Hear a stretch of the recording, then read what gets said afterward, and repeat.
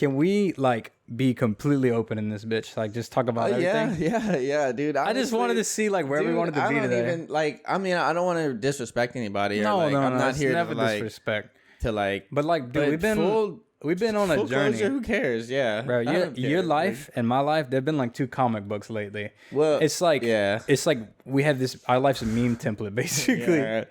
It's been different. I'm gonna have to get into it with you in a minute. Oh yeah, I got so many questions. So like, check this out.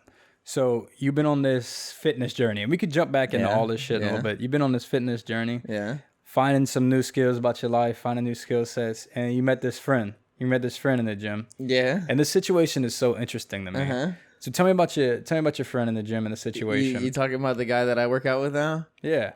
My boy is 58 years old.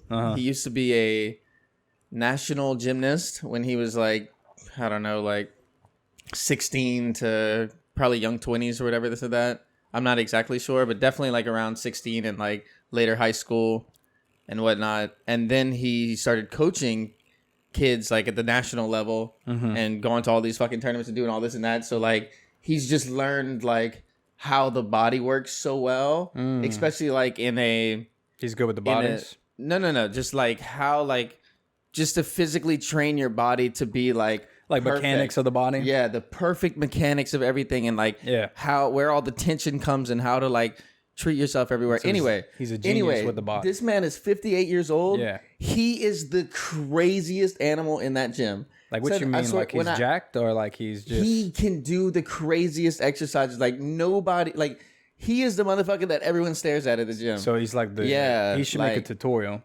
Wait, like... So basically that's it. Some insane shit. Anyway. So you training with him because of that reason, right? Well, because of that and because we have such a similar like personality. Yeah. Like, bruh...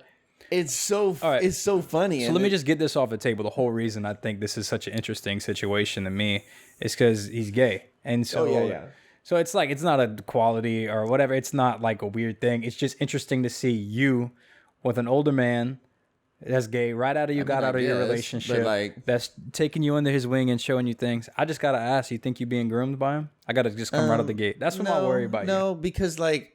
We talk about that. You know what I'm saying? I'm like, bro, like it's not like that at all. Like, but he knows that. Like, he's very respectful about that. He's more like a father figure. You know what I'm saying? More than like a friend. Like, but you wanted to be baby. No. And he's daddy. Nah, he's not daddy like that. He's not that kind of daddy. He's not a sugar daddy. I can promise you that. Well, you don't have to. I make more money than him. What if he's salt daddy? What if he's salt bae? No, he reminds me of you, kind of. Like, he has a very similar personality to you, to where, like he'll hype me the fuck up, but will just blatantly tell me in the face when I'm wrong and, like, laugh at me for it. He's like, bro, so he's dad. Like, so I'm your dad. No, he's like a... I'm older than you. He feels like he looks like my grandpa, or, like, he has conservative views, kind of like my grandpa, but then he has a personality like me and you, where it's like, damn, like we cut up, we get along. You know what I'm saying? Yeah. Honestly, he probably reminds you a lot of like some older men in your family and stuff like that. Maybe a little bit, but like that's how your dad is. I mean, it's more or less like we work out together, we see each other at the gym. It's enjoyable. You know what I'm saying? We cut up. Like, I'm fucking looking great now because of it in like a very short amount of time. So like, it's a win-win. Like, and then whatever, you know what I'm saying? And so you going, this is what's interesting to me, you going on a little Renaissance trip with him recently. Yes. Well, not soon. Recently. Yeah, you were going to the Renaissance Fest fucking this weekend. Yeah, you excited about that? Yeah, hell you yeah. You gotta come with video, you gotta come with all kind of shit, because you've never been to a Renaissance Fest. I'm so fucking like into new experiences. Like, that's what my just effort is gonna be into. Like, fuck just going places. Like, I'm going places from now on that I've never been. Like, I'm going... fucking see things I've never done. I'm going like, I don't know. I just want to experience things while I'm in my prime, especially while I'm feeling good and I'm like in shape and I'm feeling myself and like got a new job. So like, you know, more financially stable and more just mentally stable because like you're there. And then like, I feel like I'm getting stepped up even more. Like, I've been having a lot of people fucking, I don't know, just a lot of opportunity. You know what I'm saying? Yeah. Which is great. And me, on the other hand, like, I've just been going through so much too. Like, it's so weird that like we both just went through this huge, like, not transformative, like process. But the last, like, for sure 5 months with us, me and you, we've both been going through some life-changing things. Sheesh, like, we're both moving, both traveling around, new relationships, ending of relationships, opening new doors, promotions, closing doors behind this all thing. What's that? Isn't there? We're like going into a new age, right? Yeah, the age of It's Aquarius or something like that. We don't know. We're not the Zodiac podcast. Enlightenment or information. See, that's something you could look up. We got some new tech, y'all. We got some new stuff. We got Zane situated now. Wait, he can look up stuff. He can fact check stuff. I got it too now. We in the zone. And we're gonna jump back to it. So wait, speaking of that, like, look around, bro. Like, the set is lit now, dude. I love it here. You like what I did with the place, dude? You did an incredible job. It's me. Like, I wasn't a fan of the fact that like you didn't let me see throughout the whole process because I was like, nosy as fuck. So like, you wanted to check it out, and I just wanted to get it done. And there's like nothing I could really use you for, like in a sense of like, once I got it all set up, I can come get you do mic tests, like shoot tests, video tests, lighting tests, all these things. So it's the age of Aquarius, right? Yeah. So I was right. Damn. Yeah. You know? Well, I knew it had to be that, but is Aquarius, what is that? What does it stand for? Shit. So we got some things Zane's trying to figure out over here, but we're going into a new age, the age of Aquarius, and like things are changing, right? And like technology's about to change and all these things. It says it's a pretty major thing. So where's this coming from? Is this coming from Vogue? So read when the age of Aquarius starts. March 20, 2021. So we just entered it. In the Northern Hemisphere. Okay. Yeah. Huh. So what is it? What is it about? Like, I'm trying to figure out, is the age of what? Maybe I should type it Age of Aquarius, but you just skipped through it. Basically, look, we don't know. We don't know shit. But it's like some big important shit that's happening and changing, right? And like that's what's going on in our lives. Like I said, like me and my girlfriend, we just moved into this new place actually, and it's just I'm learning all these new life lessons. It's just how to make my stuff work, how to make my stuff work with other people and things like that. And I've done the whole like moving in and living with people before thing, and it never works. You know why it never works? Because I always feel like I try and adapt them to my situation, right? I'm always living somewhere and I'm like, yeah, move in, or I'll move into your situation. Yeah. But we moved into this together. We made that like joint move at the same time. Which is tight. And so we got to like find everything, like exactly what we wanted. Like, you know, just a certain amount of rooms, certain amount of features, everything in the house. And it's pretty damn dope. Yeah. Like, and I know this is weird because like, this is the same unit that you was living in. Well, it's a copy of it. It's the unit right next to. It feels just the same, but like it doesn't matter to me. It's a good spot, man, and I like what we've done with the place. To be honest, it looks real. It makes me jealous that I lived in here for like a year and a half. Which one? I'm just screw this for now. Yeah, it's just like the whole internet, and like your shit's so much better decorated than mine was. Like you put so much more effort. You know what that is? It. Like I don't like. It's like I didn't want to have the regret of never setting it up and then waiting too long to set it up. So all the first month of moving in, I just grinded and like really burnt myself out on setting this room up, setting all the rooms up, like designing everything, picking up all the couches. And I was driving like Nikki fucking crazy every day. I'm like texting her, hey, what you think about this? What you think about this? And it's all just like, because it's all my ideas, right? And that's something in life. It's my ideas, but I want people to accept my ideas, I guess, right? And we all kind of feel that way. Or at least people to understand my ideas. And I think that says, I don't know. What does that say about me? That you want them to like your ideas or accept it? No. Like, I just want them basically to, like, see my ideas and agree with them. The same thing I hit you up about. I'm like, yo, what you think about this? And, like, if you say no, I'm like, nah, I'm doing it anyway. Is that, like a misogyny thing? Or is that, like... You think I'm being misogynistic towards you? No. Like... Not necessarily. No, to everything in life. Like, I like people's input, even if I don't agree with the input. Oh, 100%. 100. I think that's what it is. That's the curiosity in me. But that's also, I feel like that's the intellect in me knowing that my opinion will never be 100% correct. I want something like delicious. 1,000% my opinion. Honestly, half the time, my opinion is pretty trash. You know, like, I don't know what I'm talking about with most things. Like, let's be honest. So, I want everybody's opinion because everybody's opinion changes my opinion. Like, I only let it change a certain amount, but like everybody's opinion affects 25% of my opinion. Yeah. You know what I'm saying? So like if I'm on the edge on something and 75% of, or whatever, most people have this certain opinion, that I'm kind of might swing towards that because I'm be like, well, at least it satisfies them too. Because I don't think my opinion should only satisfy me. At least if it's something that affects multiple people. So I think that's what the whole opinion is. Like, it's a calculation of like your feelings and how your feelings affect other people and how these decisions and stuff like that. I feel like that's what a smart opinion is. And people like that, I'll always respect their opinion over. Just like, to be honest, I think that's the difference between an educated opinion and an uneducated opinion. 100%. Where it's like, this is what pisses me off. Everybody has an opinion on shit, but not every motherfucker should have an opinion on shit. No. Well, and you know what?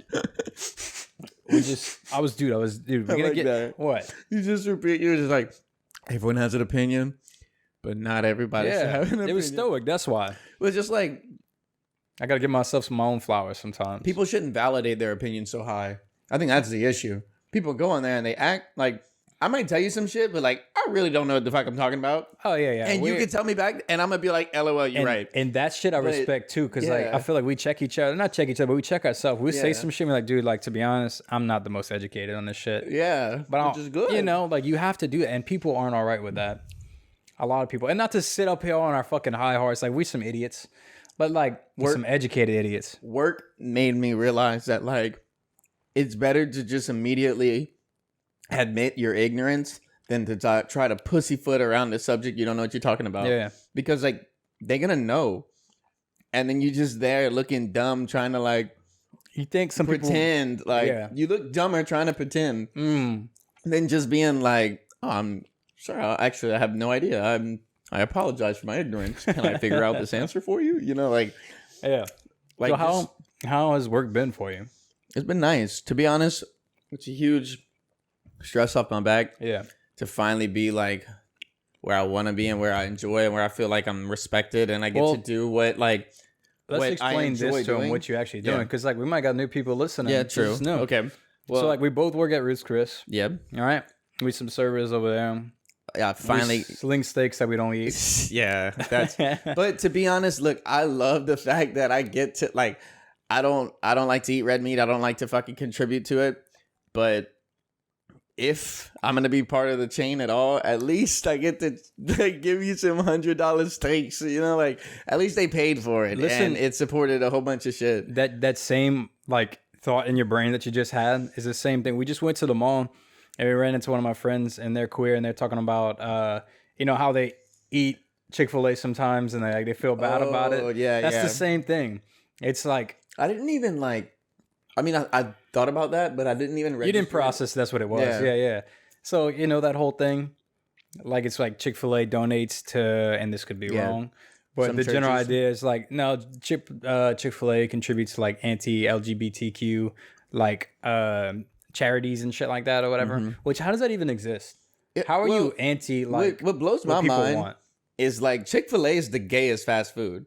Like, let's be honest. They're like, my pleasure. They're all dressed nice. They got their little like red like things with their, you know, their little collar. Up and everybody buttons up their little shorts. Their little like Chick-fil-A is the gayest fast food place. Like, and he doubles down on it. But that's okay. Yeah, dude, it's true. Like, hey, you know like, what? I did some research when we were away about like the YouTube algorithm and shit. Yeah. And apparently you can't cuss in the first like 30 seconds or some shit like that. Good. So we good.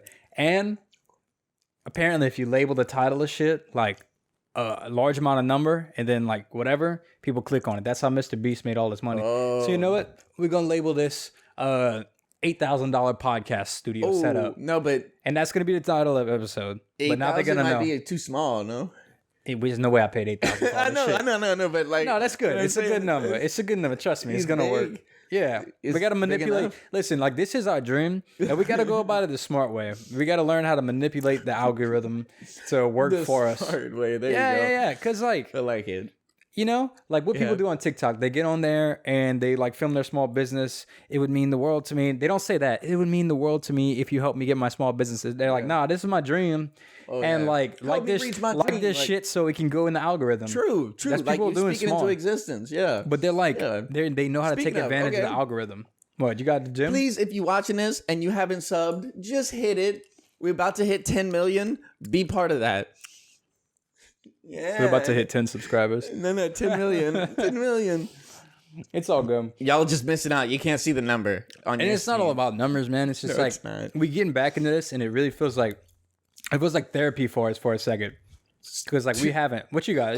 No, I was gonna say, dude, the first 5 episodes were the therapy we needed to make those big life changes that just happened. Damn. Like we still haven't even dipped into a whole bunch of shit that's happened. We've only kind of like brushed on it. But like, so the first 5 episodes of the podcast prepared us for what we went through? At least personally, like I self-reflected a fuck ton and like thought about like what I looked like, what I came off as. You know what I'm saying? How many episodes did you go back and watch?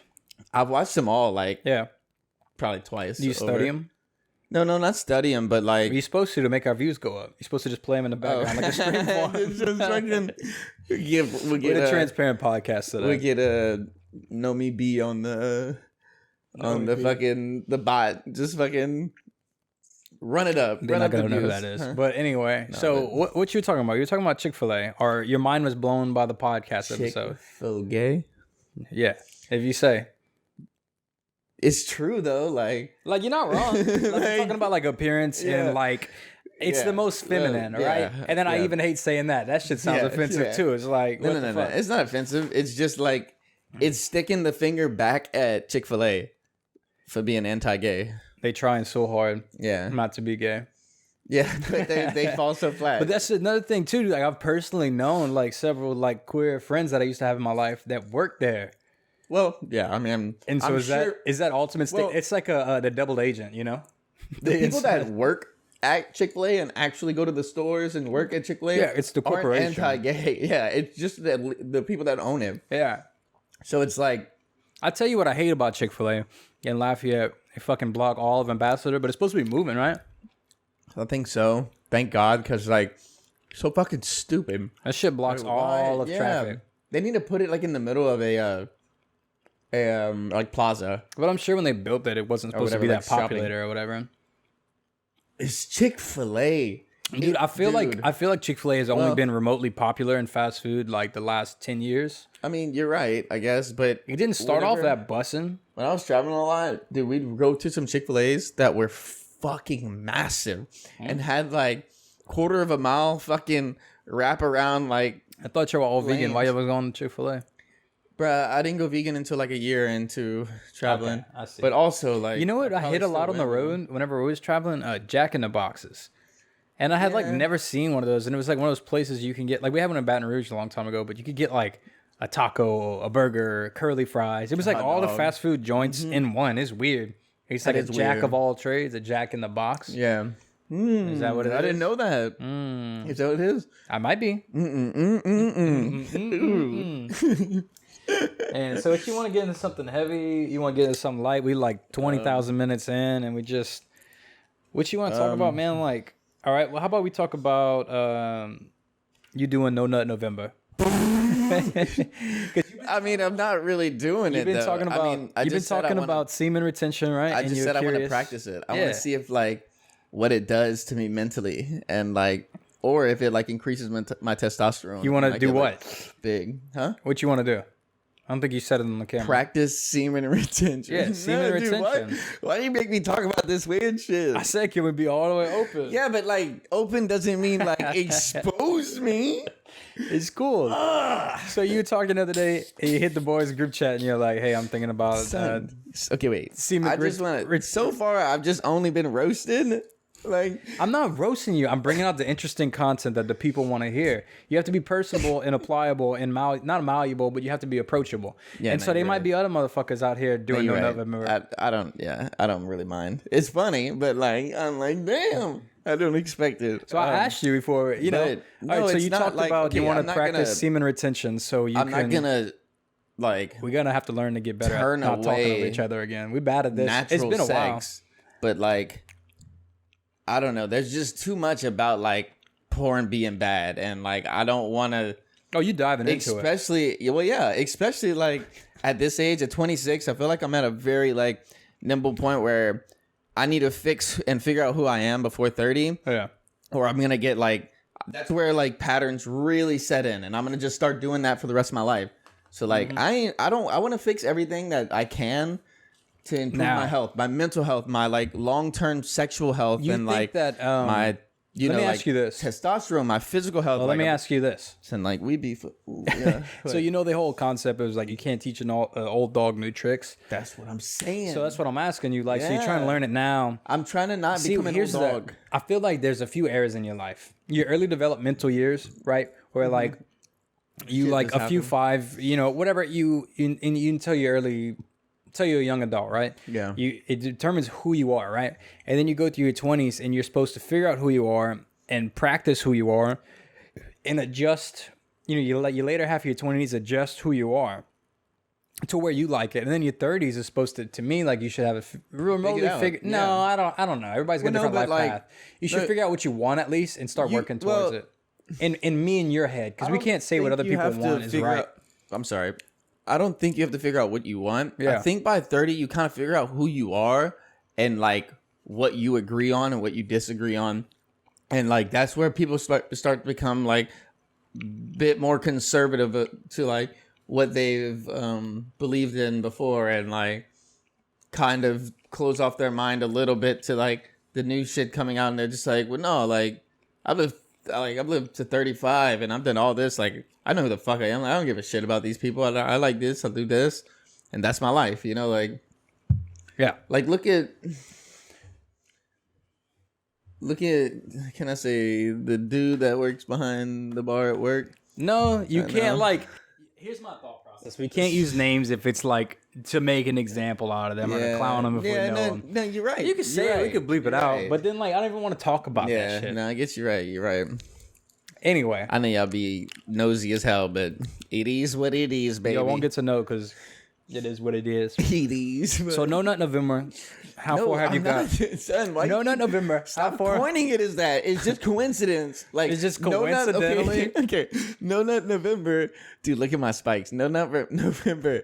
It made me like conscious of the thing, and then I started thinking about it and started like whatever you want to say to justify it. Okay. No Nut November. Have you succeeded so far? I mean, since I've started, yeah. When did you start? Like 3 days ago. Not long. So you gotta go past November then. You gotta give November and like a few more days. Well, what I'm saying is I want it to be am I trying to make it like a constant thing? Like so you never want to nut again? Yes, but not unnaturally.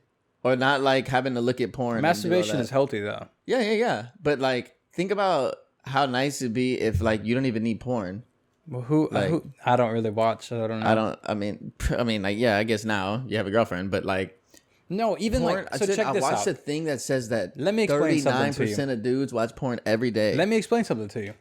So like like growing up, I used to be addicted to porn. I would be on that shit like all the time, and then like one day I was like, nah, like stop watching this shit, and then like I started the pornography was in my brain. Yeah, I was like imagining scenarios and stuff. I was nasty. I was freaky. I was imagining shit right and remembering back to remembrances and whatnot, and then like. It got to the point where like I wouldn't even like think about shit. I would just be like laying down, just masturbating until I finished, and then it became pointless. Yeah. And that's kind of like how I realized like, you're doing something wrong. Not wrong, but like I read this thing the other day. It said, "Are you masturbating because you're horny, or are you masturbating because you're depressed and you just want to feel some dopamine?" Yeah. And so like that's what it becomes like when you realize like, fuck, I'm either just trying to feel something or like. I'm horny. Which one is it? And then I realized it's not really that I'm horny. I'm just trying to feel some sort of pleasure. Exactly. Because I told you this the other day. That's what I don't want. I don't want to just like have something that you can just use as a dopamine dump. Yeah. I want my body to be able to like naturally build dopamine and like I get these sensational rushes from natural think definitely pleasures. if you were habitually like draining your man sauce all the time and you I love it. If you're just draining your man sauce all the time, you automatically like you have to have less testosterone in your body, right? So if you save your man sauce up, right, and it starts to collect, right, it's like an investment in yourself because your testosterone builds more. Good investment. Here, buddies, y'all group up. All right, now work together. See, now you made it weird. That's been a Zane's thing. I've been teaching him how not to be corny. No, but like you look at it as corny. I look at it as like me just being me and not giving a fuck about and that's like, cool. How you comprehend it or how you judge That's me every day. But some shit is just cringe and some shit is just corny. Yeah. You ever like okay, think put about me on this. TikTok then. Isn't like cringe shit. Think about this. Like we see somebody out, right? And they do some weird ass shit, right? Yeah. You're gonna remember that way more than like somebody like that shit is cringe. Like you're gonna think about it and dwell on it. Then I'm gonna be like, I'm always gonna associate you with that weird ass cringe thing.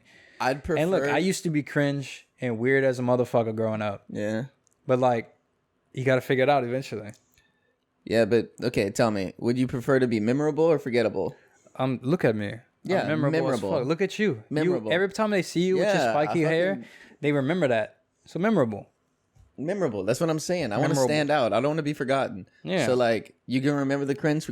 It's like 9/11. Never forget. You gonna remember shit that makes you laugh? When I dropped those gems, you acknowledge those gems. That's some gems. Because last time we uploaded was 9/11. Yeah. You feel me? Yeah. We'll wrap this up because we got some more stuff to jump into. What you got? Well, we gotta make sure you wrap it. Wrap it. Okay. Oh, you want to talk about that? Do you use condoms like in random hookups? Oh, well, to be honest, like that's the female's choice. Like that's how I'm at. Like, if you want me to, sure. If you don't want me to, sure. Should you present them with the option available? Because I feel like a lot of people don't want to say. Yeah, I can. So here's the thing. I'm always like, I'd prefer not to. You prefer not to ask? Like, well, I prefer not to use one, but like, yeah, but you gotta ask at least. But I'm also like, I feel like I'm a lot better at it than most people are. You pull out game strong, is what you're saying. I have the strongest, but not after you practice. No, November, all November, you're gonna go right away. Yep, but I'm still gonna pull out. I can promise. You're gonna go. Hoo-hoo. Like well, once it starts to feel good, we're not in there anymore. So that's the thing about it. Like, you can't enjoy sex all the way.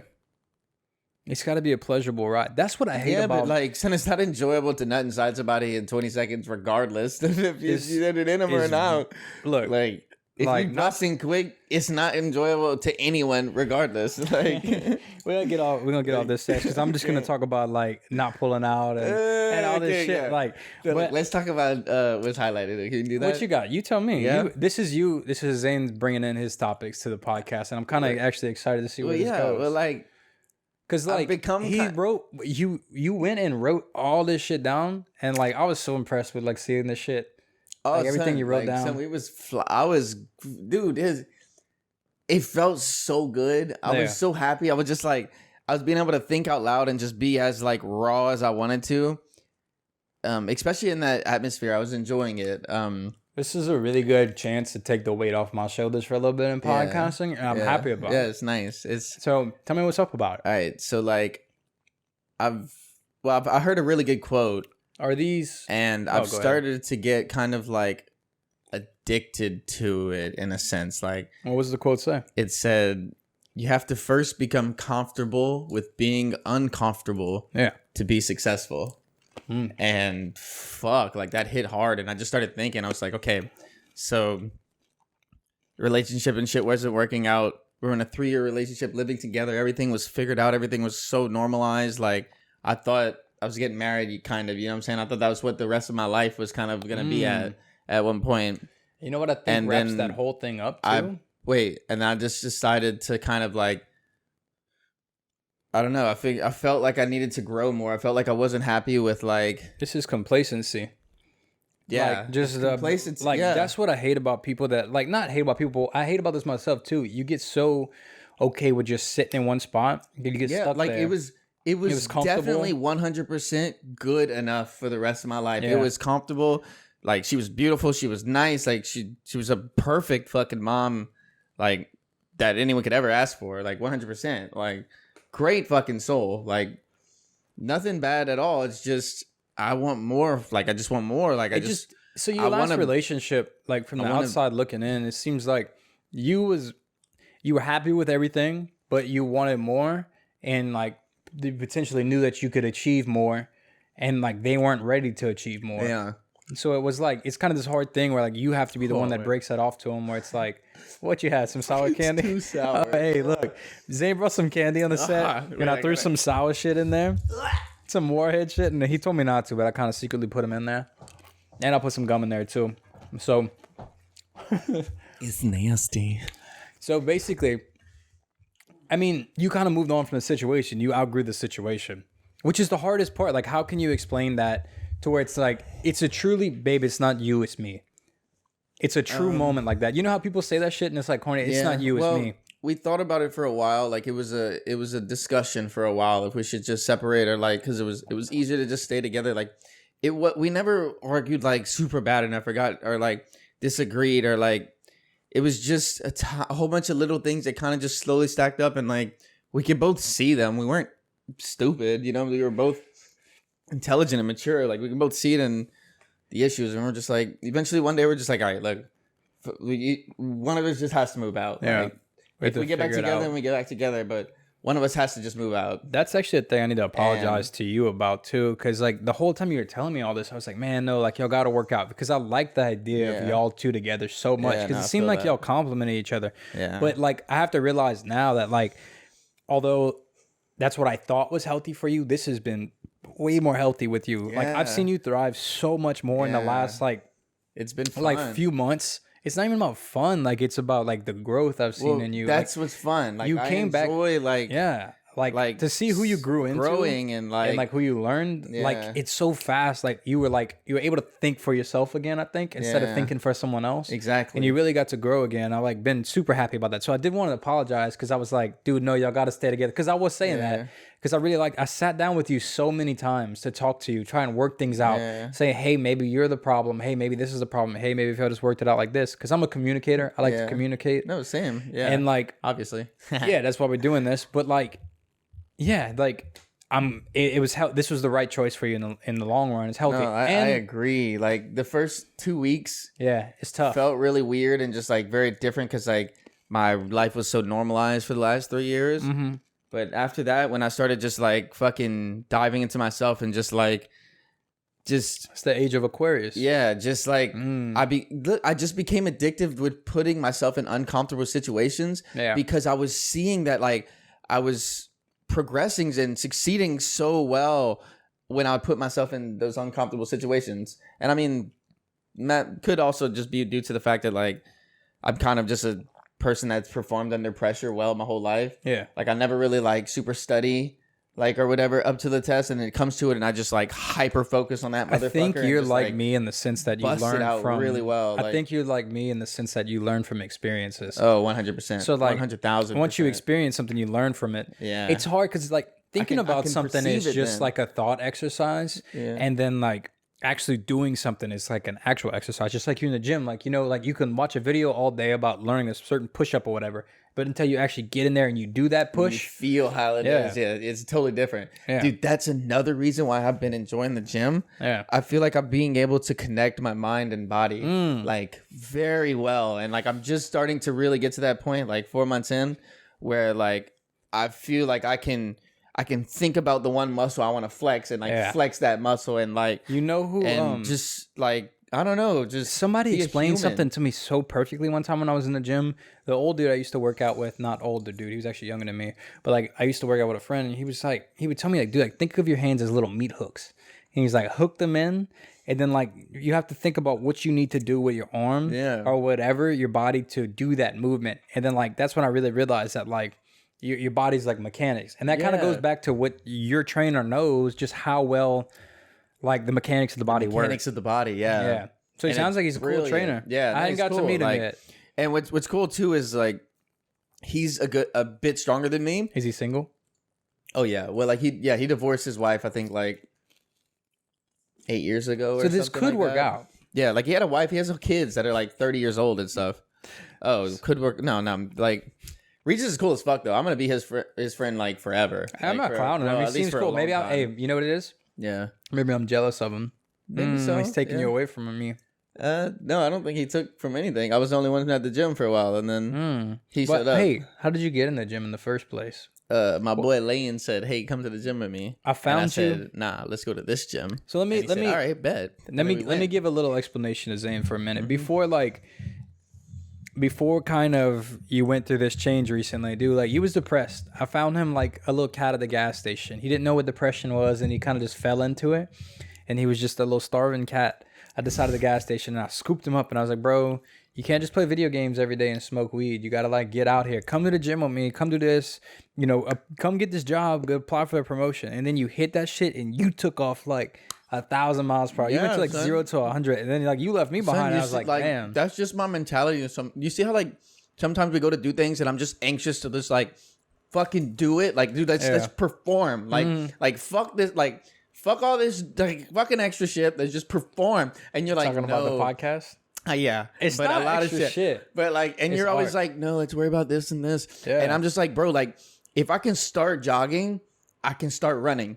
And once I'm running, you can't fucking catch me. Like, I'm gone. You know what it is?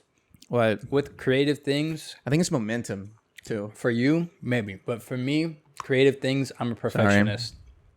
Sorry.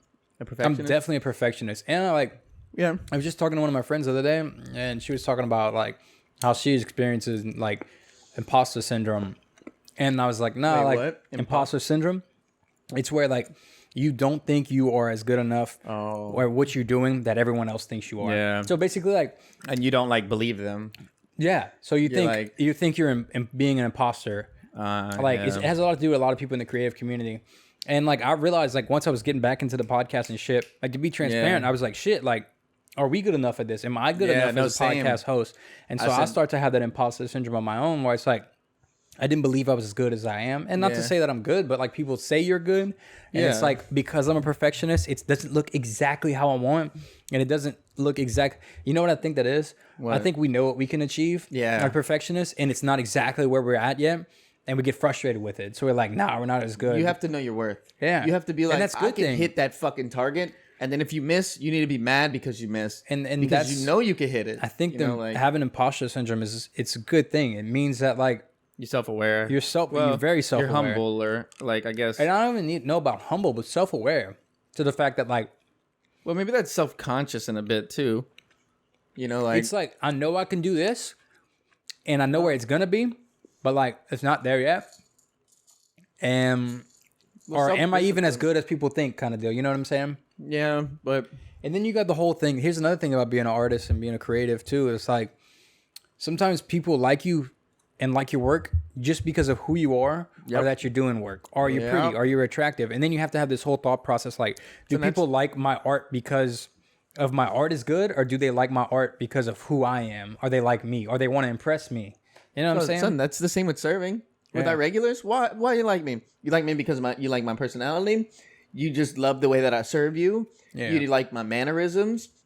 You think I'm sexy and you just want to look at me? You know what I'm saying? Like, what is it? It's the same thing. Like it's just it's people's, what do you call it? Preferences. And then when people get to choose their preference with anything they can buy, or like, that's an important thing actually. I think you should always be able to choose your preference if it's available. Yeah. Well, yeah, as long as it doesn't harm anyone. Yeah, if it's available. Yeah, if it's available. If it's gonna harm someone, it shouldn't be available. In my head, that's the way I'm looking at it. 1,000%. Anyway, like, where you want to take this next? Wait, I want to kind of like wrap up on this, on the being comfortable with uncomfortability. So it's like I felt like I needed to put myself in a very uncomfortable position with like this breakup. Not necessarily like knowing where it would go or what it could be, but from that uncomfortability, I have grown so much, like mentally, and learned like what I can be, like how I can make myself happy, like my potential, like where I can go, like, and like it's not even about other girls or anything. It's all about me, to be honest. And then with the gym, I'm 4 months in now. I go every single day. Like I got really comfortable with making myself uncomfortable, and I got addicted to like seeing all the progress so fast and shit. And now your whole Instagram is like an OnlyFans where you're just flexing and shit in your underwear. I have on your Instagram one shirtless or your picture Snapchat on my Instagram. So are you trying to become an underwear model? No, but hey, Abercrombie fucking hit me up. Abercrombie. Yeah, Abercrombie, son. Are they you didn't even have still that dream around? as a kid? No, I never shopped at Abercrombie as a kid. Okay, wait. Actually, Abercrombie just released some shit the other day, and they're doing logo-less clothing where it's just all flat and plain, and it looks so nice. So like H&M? I mean, I guess, but it's like nicer than H&M. Walmart or whatever. But it doesn't have the big fucking, hey, I'm Abercrombie and Fitch on me. You know what I'm saying? Like, hey, I'm part of your brand. My sister used to go into Abercrombie, and I was such like a fucking hipster that I hated that fuck out of that place. I liked it at the time, but right now I like it more because like that was my 13-year-old story. You know, like that was the drip when we was kids, son. That was not the drip. Well, not for your fucking scene ass. Yeah. Nobody, you know, like Abercrombie didn't have male models that straighten their hair every day. You know what I'm saying? Yeah. Like Abercrombie models was wearing like Sperry's and like little boat shoes, and they was that'd be easy though. If all I had to do was like model some little underwear, easy fucking money. No, I'm just gonna jump off this topic. How about we change it to jeans? We've been fucking stroking each other's ego and just catching everyone up for like a minute. Mm-hmm. Let's jump into some actual news. Like, okay, so some big things has kind of happened since like didn't. You want to cover music first? Yeah. So let's finally have the discussion. What's better, Certified Lover Boy or Donda? And I think you've changed your. I gotta give my first answer first, and like, of course, it's gonna be Donda to me, right? And they're both good, and that's the thing. Like, I don't want to choose one or the other, but like the one I listen to more is definitely Donda, and I think you've changed your mind over it a little bit. Is there any way for me to? Well, no, my phone's up there, so I wouldn't be able. Yeah, you're okay. Video with your phone. But, that's another thing too. Hold on, we got 2 camera angles. Oh now. Yeah. We didn't even talk about that. Yeah, so we don't know how it's gonna look. It might look good, it might look bad. We don't know. We trying some things. Yeah, just let us know though. Like, the more you talk to us, the more we'll like pretend to talk back to you through virtual shit. That's the thing. You gotta break the fourth wall sometimes because it's gotta be organic. It's weird. But so what do you think? What? Okay, I'll be honest. You can look at the track list right here if you want. Like, and see them. Yeah. Your Spotify's on your computer. Pull them up. Like, check that out. Oh, that's true. My Spotify is right here, yeah, so I can see. We learning as we going. We got some new tech. Any way? Yeah. It's so nice, dude. Like we're trying to figure it out. I feel like a little kid. But first of all, let me expose you because I think your Wi-Fi is still connected to your ex's Wi-Fi that you live next door to. Let me see. Actually, no, it's not. It's on me. Oh, because it's from my old house. It's on you. Oh, my boy. You see, he's been trying to call me out all fucking. I'm not, bro. It's the Moment of Transparency podcast. You can like. It's always transparency time. You know, like you can call me out on some shit. Close it and open back. Did you try turning it on and off again? Yeah, but like. Look off the grid. What's that in the top right? I only follow y'all 3 on fucking Spotify. I didn't know you follow me on Spotify. It just is what it is. What I was listening to, Barry Bonds by Kanye West. So you know where I stand. So Certified Lover Boy versus Kanye. Pull up the track list. Or you can talk while I pull it up. Give me that shit. Yeah. We got to figure this fucking shit out too, y'all boys. Yeah, well, that's good. I mean, it's long form. Okay, so... Especially going to the gym every day and kind of listening to, you know, like your typical like bangers. I didn't even think about that because like it depends on how you take it in. That changes, because I'm just in my car, in the studio, in the stew, listening to music, vibing out. Listening to you, baby. All right, so what do you want to look up? Look. Put on the Donda one first. I need to see. So with that being said, music affects my mood and like depicts my day so dramatically that I use it to put myself in a good mood constantly. So going to the gym and being there for like 2.5 hours pretty much every day, just slamming the music there and back too. Like, I probably listen to more of the Drake songs on repeat just because they're on a lot of the regular Spotify playlists and like Drake's just thrown out there. But like... Hurricane, Off the Grid, definitely Off the Grid. Off the Grid's probably the best song I've heard in the last. You know what's crazy? 5 years. Easy. When I first showed you that song, you hated it. You did not like that song. You were like, dude, that song just sounds like a bad like drill song. I was like, no, you got to listen to the intricacies, the beat changes, the tempo changes. I fucking ate the mic. You know why? What? For about 2 weeks before Off the Grid, Donda came out, I was just listening to straight UK drill music. And whenever I heard his version of it immediately after, I was like, bro, what the fuck? I was like, what the fuck? Yeah, I was just like, this isn't what I was expecting. But every time I listen to it, it gets deeper and deeper. And like the bass line gets more complex. Dude, it's so nice. Like, man, it's one of my favorite songs to dance to now. Off the Grid, by the way. So there's probably about 5 or 6 songs that I listen to on Donda that are incredible, that beat every single song on Drake's album. What's your favorite? But I probably listen to more on Drake's album and will like listen to the song without skipping it. What's your favorite from Donda? Oh, easy, Off the Grid. Really? Mine's Keep My Spirit Alive. Oh no, Off the Grid, followed up by Hurricane, followed up by... It's Westside Gun and Conway the Machine, like from Griselda, so I really fuck with these like dudes. Yeah. So I really like this. And there's also Moon's not... really good. There's not a single skippable track on this damn album. That's the thing with it. The only ones that are skippables are like the repeats, which are like the bonus track, Jail Part 2. No, I do. Jail is good. Yeah, Jail's good. No, that's what I'm saying. I was saying it's one of the good ones that. And it's one of those albums that people had to live with. I think that's what it was. Yeah. And you know what we're gonna figure out soon. I'm gonna be able to play the fucking music while we're listening to it. We're gonna be able to hear it. Y'all gonna be able to hear it and shit like that. Yeah. We're gonna get it situated. This is the first time. This is basically our test run in the new studio. We got tired of waiting around.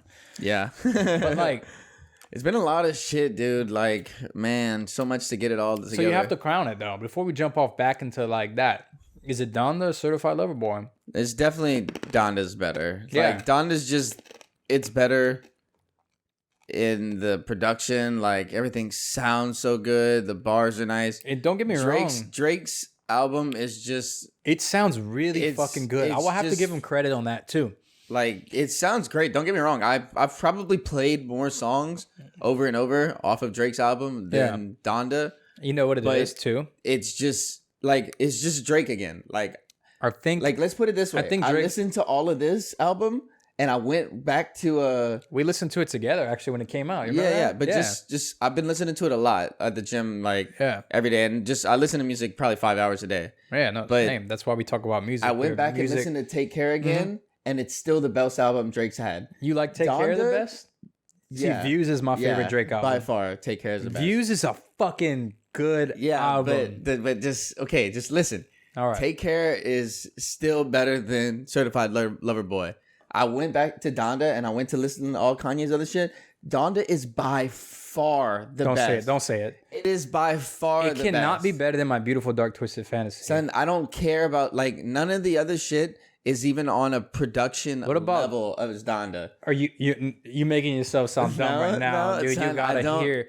I'm gonna have to look after this. We wrap this up. I'm gonna educate you. We're gonna put it on the big speakers. I don't like. No, dude. I'm telling you, the best production, one of the best albums of all time. Yeah. This is in my top 10 easily. It should be in everyone's top 10. It's just, dude, Auntie, actually, this Rihanna album. That's a great album. I'm on Spotify now. Here's the thing. Hey, shortly we're gonna have to put together like our top 5 albums of all time. We're gonna do some lists of all time of 2021. Yeah, no, like of your favorite albums. I just don't know. There's too many to choose. Well, that's what it is. You got to choose a few. We're going to put together a list. Like, I'm going to bring my top 5. Zane's going to bring his top 5. So it's going to be the Zane and Lane top 10. No, I can't say no. That's a good ass segment. That's good, yeah, but like, that's hard. You know how long it's 5. It's 5 albums. Okay, look, let's say this. 5 albums. It's going to be my favorite, but it might be yours that you really fuck with. It's not bad. Like, yeah. You feel with me? Yeah. You feel with me? No, My Beautiful Dark Twisted Fantasy, which is it's all the George Condo art on the front of it. I have a fucking it's not in this house. The art's not in here.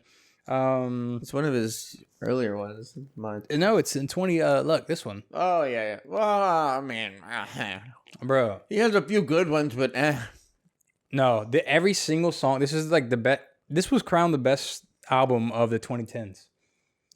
Really? Yeah. All of them like look, you've got Monster, Dark Fantasy, you got Gorgeous, you got Power, All the Lights. That's all. It's interlude. No, but like Monster, So Appalled, Devil in a New Dress, Runaway, Hell of a Life, Blame Game, Lost in the World, Who Will Survive in America, and the way these all transition, especially Lost in the World or Who Will Survive in America, the sequencing of this album is fucking great. I guess that's another thing too. You have to look at. So here's everything I look at during like judging an album.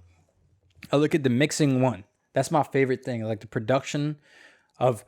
Here's a few things. I look at it as a project. I look at the cover art, right? I look at the fonts of how they labeled, how they stylized the songs, right? If they show who they feature, if they're not, who's credited on the songs. I look up the sequencing of the songs, how they were spaced out, how long the songs are. I look up again like who's featured. I look up. Like I'm into all this shit, but so all of that needs to add together to make the best one, is what you're saying? For me, that's how critical I am of music. So it's like I fucking love music, dude. I don't know how and I love because I love check this out. Music. I don't give a fuck about the album art. Here's the deal. This album right here, My Beautiful Dark Twisted Fantasy. That's Minecraft. This. Are you talking about the album art? That's George Condo album art. It's a woman and a man fucking, so it's pixelated, but it's art, which is like O.D. Laval and stuff like that kind of emulate that kind of style now. But anyway, like it's this person's art. It's a package of art they just dropped. It's like looking at a painting, and it's like you get to look at all the details of the painting, but this is their art. This is their project. You call it a project because like this is their project of work they put out. Yeah. And this is supposed to be representative of what the artist can do. So I want to take in as much things as I can in this project as I can. And that's the difference between like when artists just drop some shit and it's not together. It's not all these things. It doesn't hit as hard for me. The music better fucking stand out then. Because if an artist just drops some shit and it's just like whatever. See, like that's why I'm thinking like, look at the cover art for Donda. It's nothing. It's just black. It's empty. So you know what like, dude, this is a good album. Don't get me wrong. Donda is Donda. Donda. I feel like revolutionized the dude. I don't know, bro. Listen to that shit. I listen to it a lot. You know what revolutionized? It doesn't feel like it makes me feel like. You want to know what Kanye album revolutionized? 808s and Heartbreaks. Yeah, bro. Like that's a revolutionary album. 808s and Heartbreaks. Yeah, that's a good one. This is revolutionary. RoboCop and all this shit, dude. Like this album is what revolutionized everything. The modern sound. I'm not a huge Kanye fan, to be honest, and I think that's why I enjoy some of these songs. Like after a while, because I'm like, damn, dude, like this should be busting. But like Kanye's production, like. I enjoy the Kanye music for how I can feel and I can dance. I don't give a fuck about what Kanye's rapping about. I think his bars are pretty damn lame. I think his flow is pretty trash. But you have to know his story. Fuck, he can make it. There's whole aspects on Off the Grid.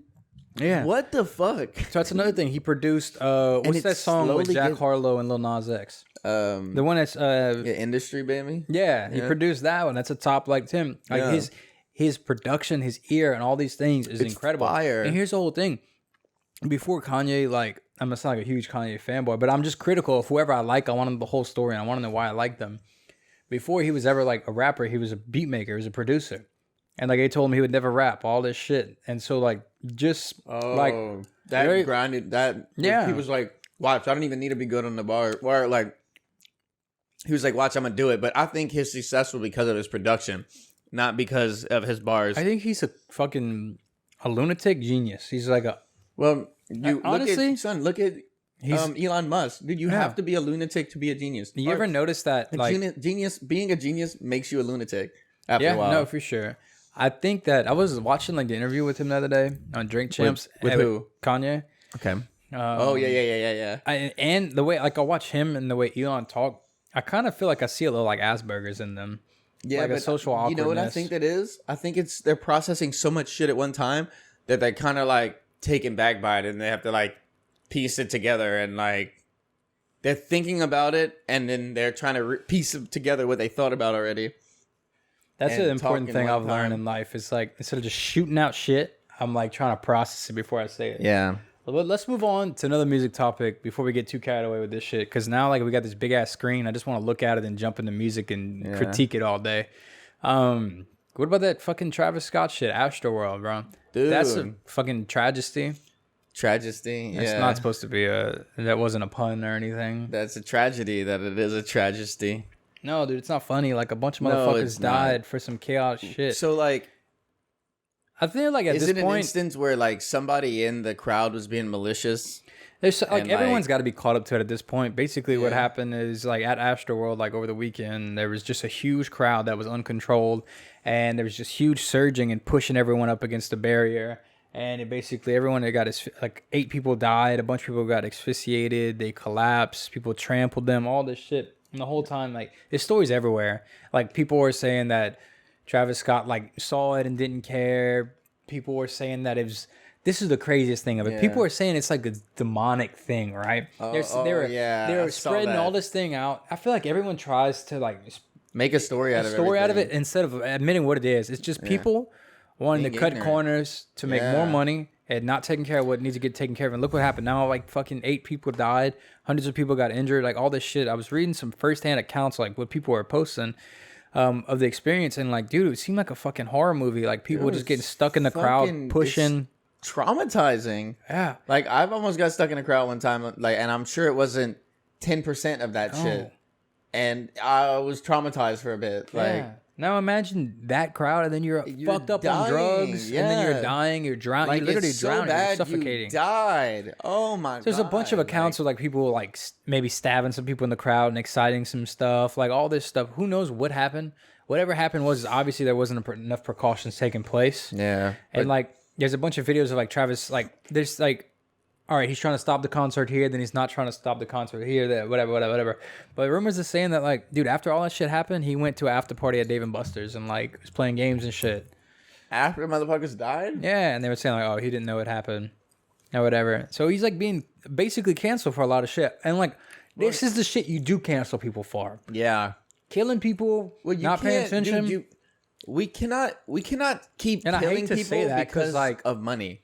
Because like people want to save money, so you just fuck it. If a few people died, no big deal. There's 100,000 at the festival. Well, maybe not that, but there's like 25,000 at the festival. Who cares? Yeah, I don't know, bro. And what's crazy is like people are just starting to get outside, just starting to get like over the fear of COVID and all these things and precautions. That people are vaccinated, all this stuff, and then like, and this shit happens. And I think that's what it is a combination of like everyone being so excited to fucking be outside again. They're like, my favorite artist in the world is right here. Let me rush to see him. All this shit. It's hyped up to like be aggressive. Yeah, they do hype him up. Yeah, it's like when I used to go to all these punk shows and in a mosh pit, but which is fine. Like I go to, but let me tell you this: all the time, when I was in the punk shows, and Raves kind of stole this from like punk shows, which is cute. Yeah. When I was at DIY punk shows and shit, there's always mosh pits and all this stuff. But like, if someone gets knocked the fuck on the floor, you pick them up. People get picked up, like they're cared about. Like I've been to the metal shows, like from all the way back at Frankie's, and like shit happens, like the fucking Cellar, Underground Sea, all this shit. Like people get punched, you get hit, all this stuff, but like you're not trying to actually kill people and run for your life. And that's what it seemed like. Everyone was trying to like fucking survive. It seemed malicious. It seemed like a panic. Yeah, there was definitely a panic. You think it's that satanic panic that everyone like tries to bring back and scare? And that's what people were saying. There's like there was 8 flames, 8 bodies were lost. There was a big cool. Look this up real quick. Look this up while I talk about it real quick. What do I type in though? Travis Scott satanism or Satanism, not satanism. But they were saying with like the album or like the artwork of the flyer, people were going into the underworld. There was the 8 layers of hell. Then there was 8 pillars of flames, and 8 people died. Yeah. And that's the whole thing. It's like. It's interesting. You can look at it and you can discuss it and all that stuff. The whole Hollywood is evil, all this shit. But I think the real thing at the end is like people trying to cut corners and make money on shit that shouldn't be. Fact check. Yeah, there you go. Click Fact check. No, the asteroid tragedy wasn't a satanic ritual. That's the whole thing. People were saying it was like, look, you see that like that spiraling thing? Yeah. People were saying that's you're gonna come like there's all kind of references and all kind of stuff. I don't know. Look, go back. Go back to the fact check. Let's read them and then we'll fact check them. Go down one. Yeah, right there. How bogus satanic panic conspiracy theories are. Yeah. So hijacking a senseless tragedy. So read some of these motherfuckers. Well, look, you see the 8 flames in the front? Yeah, they're saying that it's bullshit that people are trying. I know, and it obviously is. That's what I'm saying too, but read some of it. That just goes to show you that motherfuckers will use anything as fuel for their conversation. Like, stuff they believe in, they'll be like, yes, That's what we're doing here. Like, yeah, but like, shh. Don't tell them. We're gonna be transparent. I'm smashing this gun, by the way. Natural tragedy has sparked a torrent of conspiracy theories across every social media platform, from this spurious claim that Travis Scott's management company deliberately planned a mass casualty event to a bizarre anti-vax theory. Oh shit! This shit's about to get deep. This shit getting too. Oh shit! And I don't mean to laugh. Like I want to preference this with like, obviously this shit is sad, but like the fucking leaps and bounds people try and go out of their way to. Zane doesn't know how to work the internet. The leaps and bounds people try and go out of their way to cover this shit up or justify this shit is comical. Yeah. Scroll down. Here, you take the thing. Ooh. Push forward on your mouse. Lol. Scroll down. And keep reading. Read where you stop. Well, they're saying like a lot of it's coming from TikTok and shit. It's the same content in new form. So talk a little bit about it. Like read what they're saying. Like most of the focus of the TikTok hysteria has homed in on the stage layout. The Scott's concert opening, which featured a hologram of a bat-like flying flying object that was surrounded by 8 large shooting flames. This is pure evil, one of the commentators wrote on a video, which has attracted 77,000 likes. Commenters claim that the 8 flames was a reference to the 8 fatalities. Oh, so I see. That's what people are saying. Like they knew 8 people were going to die? Yeah. Ooh. I don't know, man. I think it's just a coincidence. Like, 8 is an even number. You're going to put 3 flames on each side, 4 flames. Like, it's just... I think it's coincidence. It's basically bullshit. And, like, and even if it's not, it's just, like, people trying to make a story or, like, trying to justify out of, like, a tragedy. It all comes back down to here's the real problem. Sorry. What? I might have had my foot, like... Oh, it's all good. Might be all right, yeah. Oh, I just spilled on my laptop. Tragic. It's tragic. But go ahead and, like... Here's the problem. Well, no. I want to talk about, like, didn't you say something about how, like, or didn't, I might have saw the same thing, how Travis didn't even have authority to stop the concert, even if he wanted to. Like, only the main director and, like, assistant, like, project director or something, or whatever were able to stop it. So even if he wanted to do something, he couldn't. Here's the thing. Even if that's true. He's singing. Oh, wow. You're the one that's in charge of everything, right? Yeah. You are the act. Sorry, excuse me. You are the one it's your name on it. It's all these things. Oh, yeah. And it is what it is. I'm not here to play the blame game. I'm not here to sell this shit. But, like, here's what I'm here to say. He's like, just stop fucking trying to get over on people to make more money and not valuing people's lives. Yeah. Like, that's what pisses me off. With that, I think that's just the root problem of capitalism. The fact that, like, we can separate ourselves from people when we're talking about 20 million people. You know what I'm saying? You're just like, oh, it's not even like a thing anymore. It's an unfathomable amount of things where it's like, we need to make our money. If one person falls through the cracks, like, no big deal. We won't ever see them. You know, like, we won't ever meet them. Their lives will never affect ours. So, It's like the devaluing of human life is what really pisses me off in, like, life. But I got another brain teaser for you. I'm jumping off of this now because I think music's wrapped up. Yeah, definitely. There's some new projects come out. Like Summer Walker has come out with her latest project, Still Not Over It. And she's like going in on men and giving men a hard time. Basically, like if you like Summer Walker, you like Summer Walker. You have to like R&B. But what I wanted to tell you, this little brain teaser while you're looking for something else, not a teaser, but like a thought experiment, right? Mm-hmm. It kind of goes back into, this is a terrible segue of people dying, but basically, if humans die, nature thrives. Yeah. Now, if nature dies, humans die. Mm-hmm. Think about that. Like, if humans die, the world thrives. The world is beautiful, covered in nature and all these things. But if nature dies, the world ends. Yeah, 100%. That's why we need to protect nature. And that's just like one of those things. It's just like a little gem. That's my plug to stop eating dairy. Yeah. Don't eat dairy.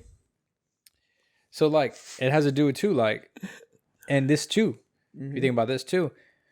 If people die, the world still thrives. But if animals die, then the world might get fucked, too. I mean, no. No, dinosaurs died at one point. They still have bacteria and shit. They still have plants. I don't know. The world suffers, at least. I mean, yeah, for some point, but the earth heals itself. Why I got this note written, but I can't really say what it is because it doesn't make any sense. This is my little podcast, Black Notebook. Mm-hmm. Yeah, man. What else you got in here? You steer me somewhere, and then steer me somewhere. We can either talk about that, or we can do like this. I think this would be pretty interesting. This man has, will social media be the downfall of humans in current society? I don't think so.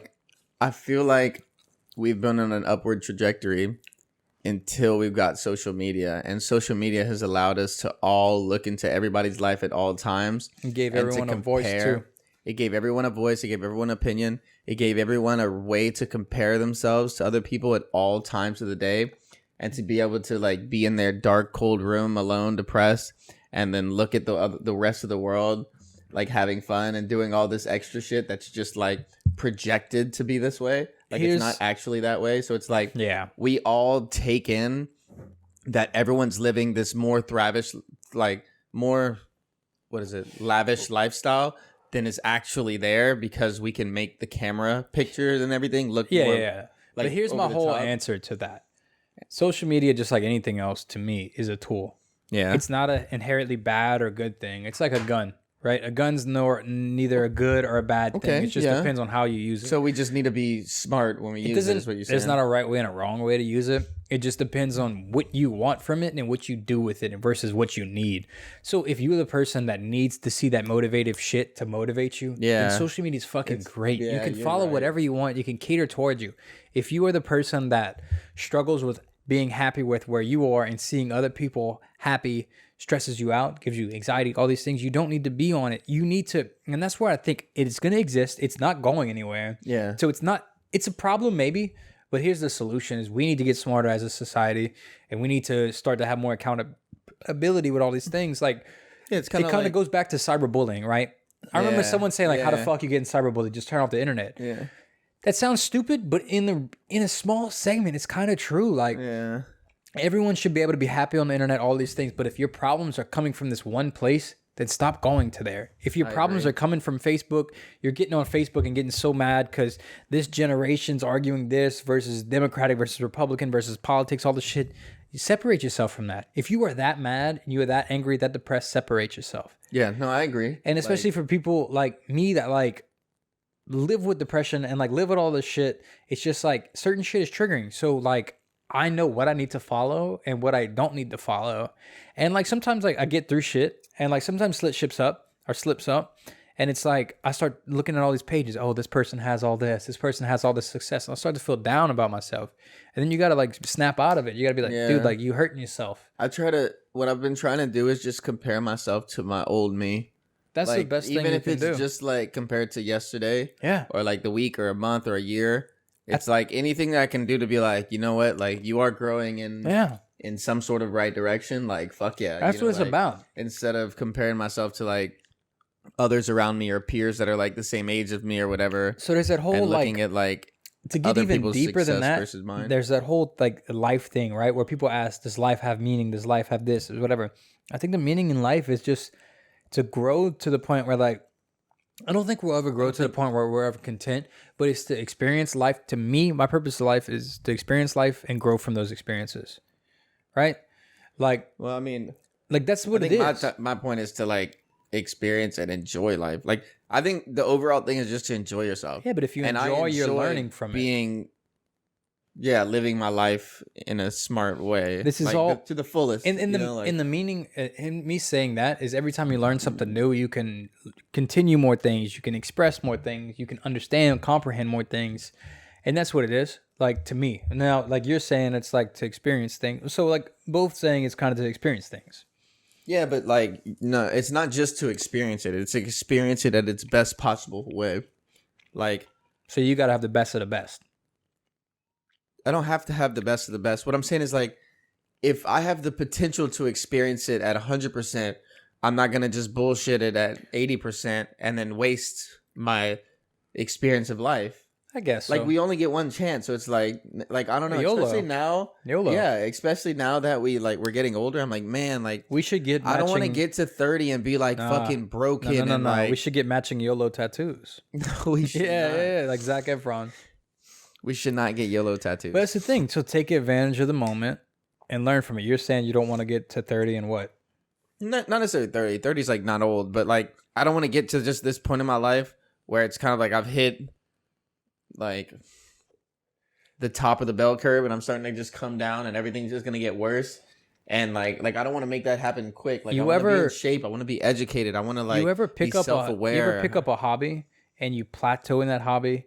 And you get really disappointed. I think that's kind of a relatable thing where we can talk about where it's like you want to push past that plateau and boost yourself back up in life. Because like if you get stagnant in life, it all goes circles back to you becoming like complacent and just happy with things and content with things. And that kind of shows back to your relationship where you want to like experience like the next best thing. You want to learn the next best thing. You want to take from, it seems like for me from outside looking in, you want to take what you can from life and grow from that. Yeah, definitely. And that kind of circles back to what I was saying too. Yeah, I think but with that, I think it's healthy to not be content. Like, I don't think you should, because I think it's healthy, mentally healthy, to be happy with what you have, happy with where you are, and like satisfied. But I don't think you should be content. I think you should always try to like one up yourself and strive for a little more and a little more, just because like when it's feasible or when it's healthy. Well, I just feel like I think that's important too. Yeah, no, definitely. When it's feasible and when it's healthy, because if not, you're trying to push yourself for what you're not ready for, financially, emotionally, spiritually, whatever it is, and you'd end up hurting yourself more. Yeah, like it's like people trying to move out when they're not ready to, buy a car when they're not ready to, and put yourself in debt. Yeah, I think that's what it is. Life is like that balance. I don't think there's a real fucking meaning to life. No, no, there is no meaning to life. Just to survive. That's the only meaning. Reproduce. Like. And I don't even know if that's like a meaning. I don't think we're supposed to. I tried to stop thinking about the meaning of life, and tried to just started focusing my energy on just experiencing life at its fullest. Like I want to fully feel this and like be aware of it and like be happy about it and like enjoy it, because I get to like experience. I get to do all these activities. I get to go to all these places. I get to like laugh and smile and feel pretty and feel like handsome and feel alive and feel fast and feel strong and feel like I can see things and I can breathe and I can taste things and I can, you know what I'm saying? Like, I got you. Because it diminishes. Like I felt a lot of my senses and everything diminish, and like I'm trying to fucking get those back. I'm trying to be a full human. Too. Okay, so I got a question. Yeah. Do you think, and this might come off as corny, but it's kind of like just a random thought. Do you think it is, what is the meaning of life, or is it what does life mean? No. I mean, I think is that corny? Is that corny? Yeah, that's kind of cringe. No, I wouldn't say it's cringe. I'll just say it's kind of like, I feel like it's a bit irrelevant, because our idea of life is probably so fucking different than any other higher level of consciousness' idea of life. So like aliens. Well, once we can perceive all of time at one time. Oh, then we get like shit's very different. We're only perceive, like we can't perceive time. We only get it in an instance. We can't perceive all of it at once. I want to jump into a podcast topic. It's like life might be very different than what we think of it as. So I think it's a waste of time for us to even like. You got to realize try to comprehend it. Everyone's life is almost like a different dimension. They all experience it different ways. Well, not a different dimension. We all, but almost like, because you can never truly see how someone else lives their life. You 100%, or like how they see. Like, what if we see shit totally different and like this color isn't actually that color? This is Bobcat blue and white. Yeah, well, this is what I'm gonna wear for home. Very Bobcat blue, but this is royal blue. See, that's Bobcat blue. Okay, I see what you're saying. Like, do you think aliens exist?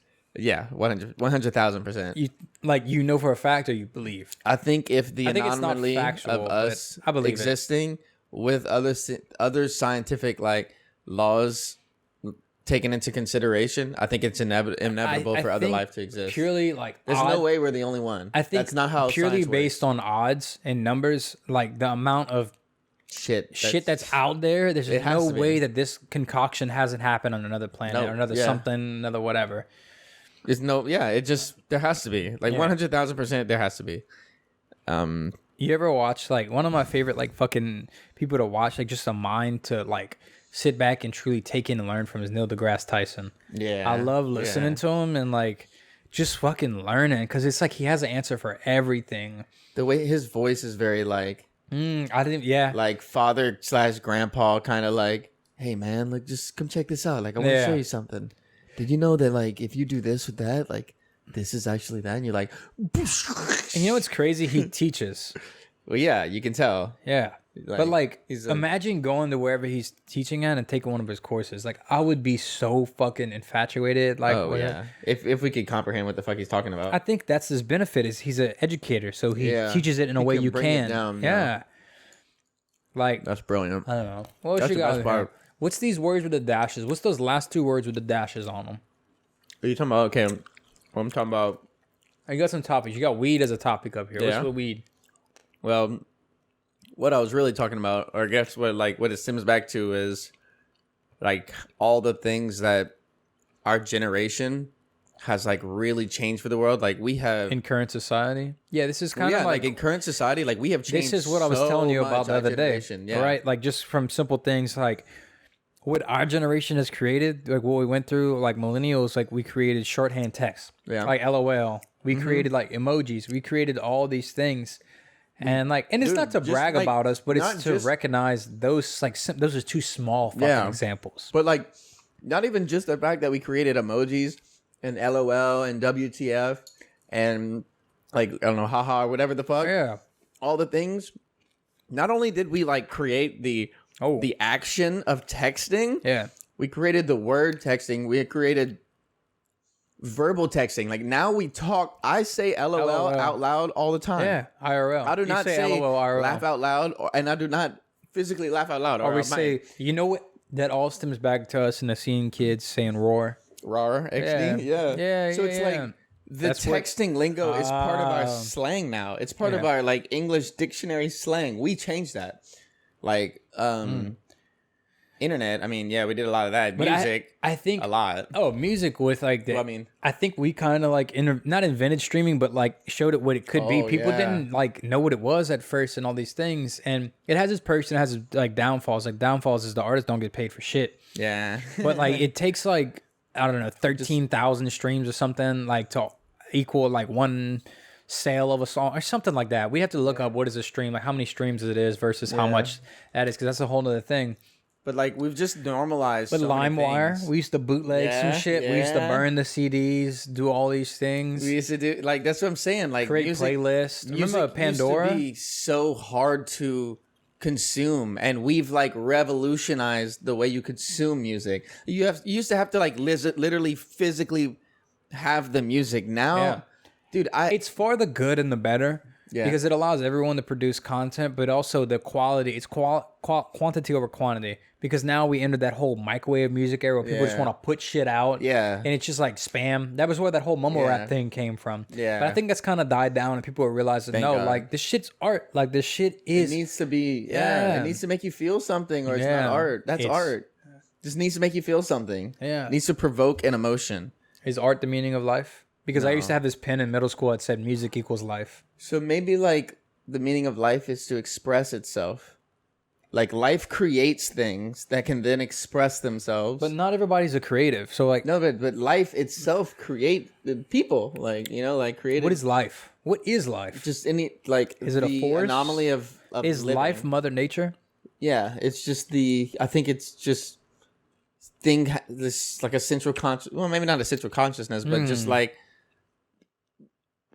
things being alive, like natural. Damn, that's hard to like.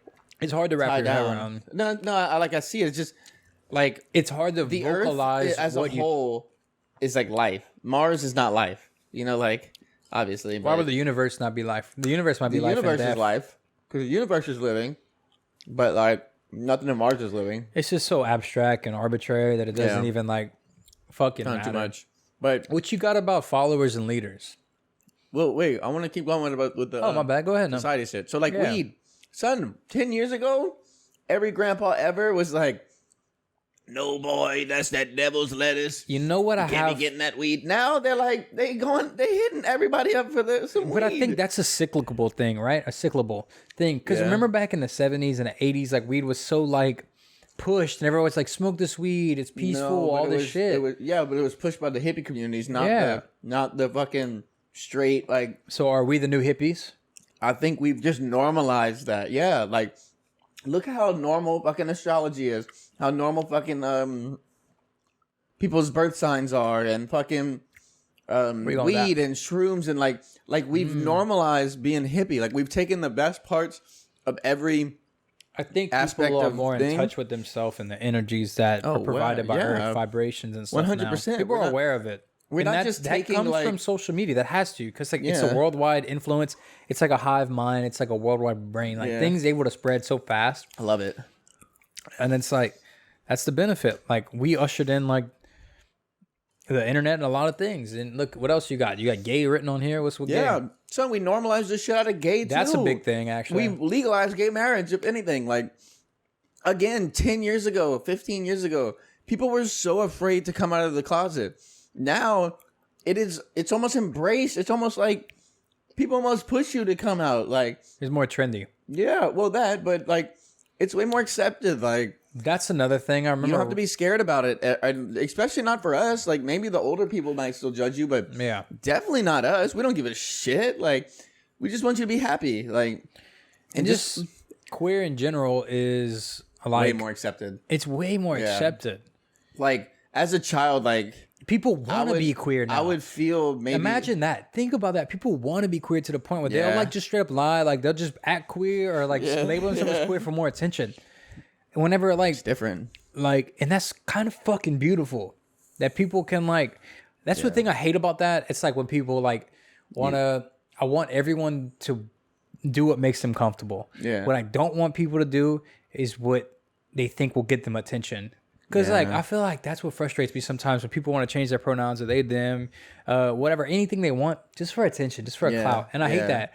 But you kind of, it's hard because I can't say what you feel on the inside. Yeah. And I got a lot of like non-binary homies and like that's all the homies. And like it is what it is. Like I'm calling you whatever you want because I respect what you want. What really pisses me off is people that I feel like just do it for attention. Just using it for attention. Which is kind of a fucking beautiful thing that even works. Like, that's kind of like news in a sense. Like people like making 82,000 stories about the Travis Scott thing because like they want attention on their platform for it. You know, like they just want to use other people's like movement as their attention.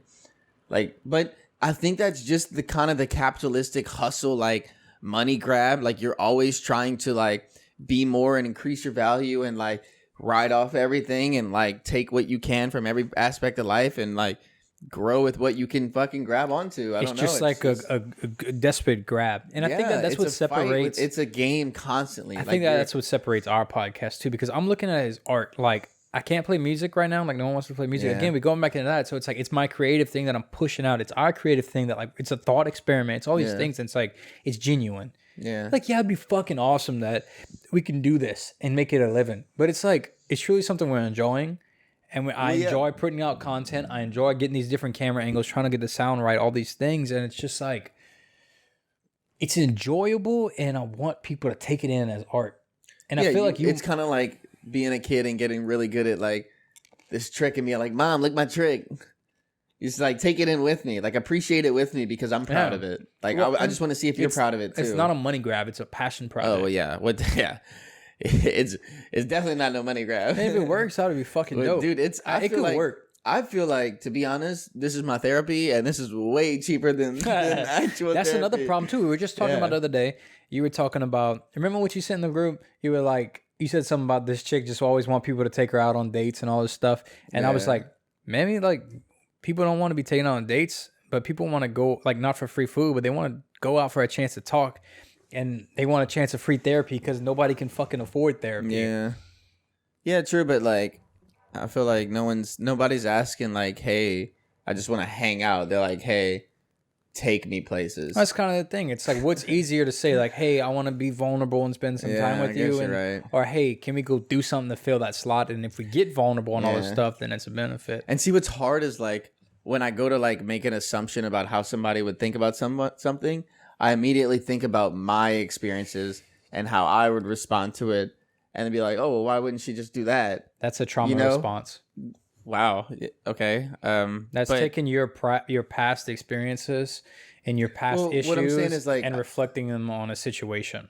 Yeah, but that's what I'm saying is I feel like that's how a lot of people think. That's why like we have all these like super different opinions and people be like, well, why the fuck would you do that or this and that? And you're like, well, you don't know the situation. You know, like you might have done that because this is how your life has gone and you're ready for that kind of decision. But these people haven't experienced that, so like they wouldn't even be conscious of that decision being a possibility. You know, like wait, one more piece of candy. This is my last piece of candy I can eat. So gum. I'll be deep with it, but what's the thing? It's like that's the whole. This is long form entertainment. I love it. It's supposed to be enjoyable. It's supposed to be palatable, and it's supposed to be thought provoking all at the same time. When we keep it short and simple, I guess this episode, unless you got anything else to cover. It seems like it's kind of wrapped up for the most part. Like, what else you got? That's it. Yeah, I mean that's the end. But we could talk about a few things. Like personally, like I want I want to do one of these every week again now. Oh, definitely. We got your cousin that's editing now. Oh, yeah. Oh, shit. I feel bad. Why? That we didn't introduce Shay's at the beginning. That's what he's for. This is what the spotlight is. Oh, that's true. Yeah. Okay. So Shay can edit in whenever. But we got a new editor, Shay, my cousin, Shay Duplicien from the Erad boy. Oh, he's from Erad? Yeah. Yeah. What year he graduated? Probably like 5 years after us. Oh, damn, that's dope. Erad. Yeah, Erad. That's what I'm saying. It's all the Erad boys. Like, we bring in the couillon to you, Shay. You can take the Cajun out of Erad, but you can't take the couillon out of the Cajun. You see, this is what I talk about cringe and corny. Cringe? Yeah, well, like, son, who cares? I don't care. It's anyway, so we got Shay doing our editing, so we'll be able to get everything over quick, I guess, and it's a lot less stress on us. I'll be able to give y'all. I don't have to edit any video anymore, hopefully. Zane can focus on topics. I can focus on audio. I can focus on some topics of my own, and we can just focus on like bringing a product out. Each other. Yeah, and it's not just work anymore. It's like it's beautiful, and I hope this shit looks good. And I hope this shit sounds good. It's gonna. Yeah. Look at the sound treatment in the room. It's phenomenal. I love it. Yeah, I love it. It's not easy, but it's worth it. So if you're still with us, I just want to leave it one thing. I just want to think into like maybe a certain scenario that you've gotten very comfortable with in your life, and think if you're kind of happy with it, or if you kind of want to improve yourself, and then try to maybe put yourself in a little bit uncomfortable situation, change something up a little bit, push yourself a little harder one day, you know, like safely. Yeah, no, well, like, be happy. If you're not happy, that's not the right way to do it. You know what I'm saying? Like, find your happiness, but like put yourself in a little uncomfortability, and then see how you perform in that. Like, see if you excel, and then like you put yourself up one more notch every day. If you just go up even a half of a notch, like it's 350 fucking days in the year, like that's a lot of notches by the end of the year. As Kid Cudi would say, it's the pursuit of happiness. Yeah, and it's been what, probably like months. 20 months or so since COVID started. Yeah, like, dude, time flies. Like, it's crazy. Flying. It's almost been 2 years. Like, you just work a little bit every day on something, like, before you know it, a month's gone, and holy shit, progress is in your face. Yeah, and that's the hard thing. Like, hello. It's hard to see progress while it's happening, but if you look back and you keep trying something, it's gonna happen. Yeah. And that's the thing too. Like, not everyone can see progress. Not everyone can find happiness or whatever. But like, try and find something you enjoy at least, and do that, and you might find happiness in that. So it's like chase your passions. That's what we're trying to do here. We're trying to chase our passions. Well, you have to find your happiness before you can find your success. So like that goes back into like, or you just be miserable. You gotta enjoy it. Like right now, I'm enjoying the journey. Like the journey's feeling so fun, and like it's feeling nice to be like constantly improving. Improving and being mindful of my time and what I'm doing, and like my effect on everything and my effect on myself. I like that statement, but I also like want to preference this too. It's like life doesn't always have to be about that either. Oh no, you have your down points and you have your up points. Yeah. If you can.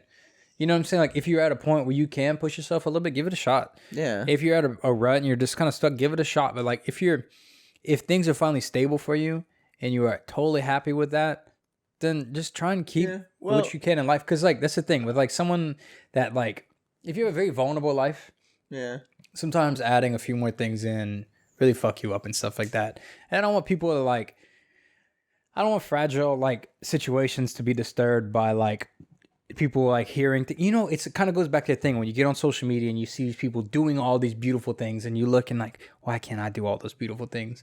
It's kind of, you got to find your own way to do those beautiful things, and I think that kind of ties back into it. Give yourself a little push. Yeah, well, that's what I'm saying. It's not necessarily about like your drive or your like physical push towards something. It's just put yourself in an uncomfortable situation and see where it takes you. Like, scientifically record how you react to that. Like, do you freak out? Do you get super anxious?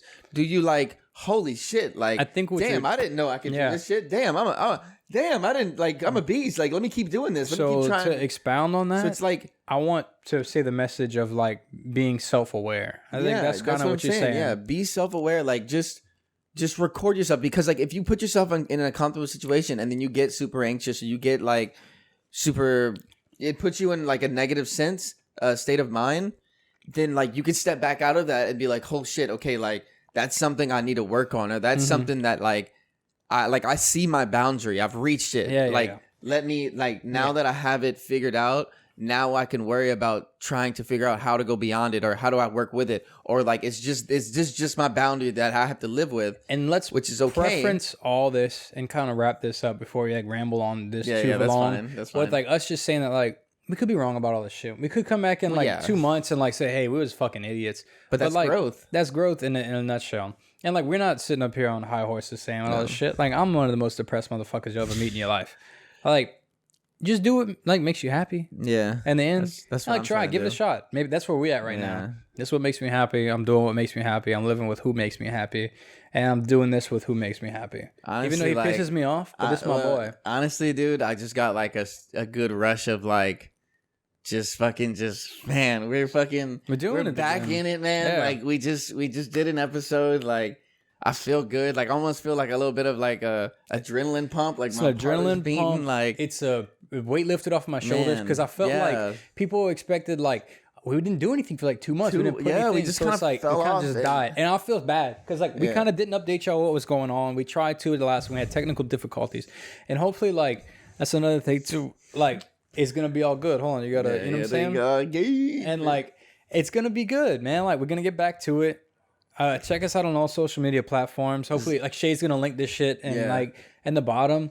And Zane and Lane, just Zane and Lane. Pretty much on everything. It's either caps or it's all not caps. We'll put it all in the bottom. Yeah. But basically, give us a follow too. Give Zane a follow on his Instagram. Give me a follow, Instagram, Twitter, wherever you at on whatever page. Yeah. Shay too. Check everything out. Everyone that's involved in this, which is like just us three right now, give us like all the follow. We're gonna be sharing shit. This is gonna be a weekly thing from now on. Hopefully. Oh yeah, we're gonna have a lot more effort, a lot more like time and energy on the thing. Yeah, like we're gonna make this a good project. And I feel like from where we started, from where we're at, like we are different people. We've grown, and I'm just happy to be back. Yeah. This whole episode is like we're still trying to find our pacing, figure out where we're at, but this is just like a self expose, like episode. Like, I mean, this has all been a lot of self reflecting. Yeah, but this one has been like a new checkpoint. And just like. And that's good. Yeah, I feel like it's just an update to let y'all know where we're at. Because like again, like those 2 months was such a long thing. But I want to wrap this up. If you want to wrap this up, it works. I love you. I love them. I'm gonna wrap my part up. And you, if you got any closing statements, go for it, man. Like we got to wrap this up. Just to close off, I just want to say like I'm really proud of this man right here for fucking like getting it all together. This man has learned how to selflessly love more than just himself in the last few months. How to like be very open, how to be very critical, but also very loving and like like there for you. You know what I'm saying? Like my boy's been a good friend. Last few months. Come on, that's been my whole life. No, chill out. Like, but what I'm saying is like I've seen the growth, like a lot of it, and like I think you recognize a lot of things about me that you didn't recognize before. Maybe so. You appreciate. I'm aware, and I appreciate it. And like, you know what I'm saying? And same with you, because I validate your opinion even higher. I was like, dude, I was worried about you for a minute, and then you just fucking like blossom. You a pretty little sunflower now. Well, you know what it is, son. Like you a beautiful little sunflower. You know what it is. Like this is the corny segment. We got to give each other our flowers, right? Well, like, and I got to take my flowers and water the fuck out of them, make sure they grow. Yeah, because I gotta pat myself on my back. We gotta hype each other up just as much as we shit on each other. It's a healthy relationship. I love you. Yeah, love you too, man. I love y'all. Thank y'all so much. And I appreciate it. Always remember what it is, what it isn't, and what it could be. Bye. We appreciate it. Later.